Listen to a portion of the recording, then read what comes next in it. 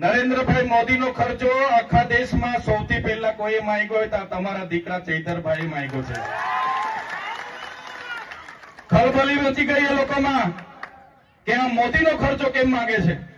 મેં કીધું મોદી આવ્યા, તમે દિવાળી કરી, તમે 3-3 હજારની થાળી ખાધી, તમે 2 કરોડનું ઝાંઝરું લાવ્યા, તમે 2 કરોડના સમોસા ખાધા, 2 કરોડના ચા પીધી, તમે બસવાળાને 7 કરોડ ને 71 લાખ રૂપિયા આપ્યા, તમે ફૂલ ગુચ્છાના 1 કરોડ રૂપિયા ખર્ચો કર્યો।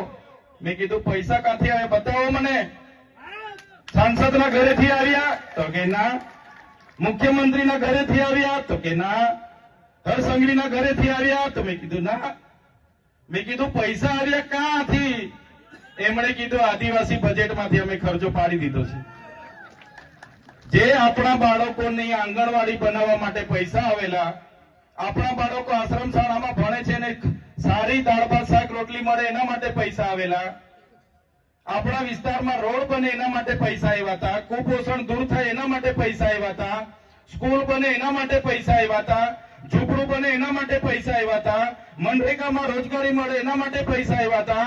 એવા 100 કરોડ ઉપર રૂપિયા લોકોએ ધુમાડો કરી નાખ્યો। આ મોદી તો આપણને 100 કરોડમાં પડ્યો, ડેડિયા પડાવીને ગયો।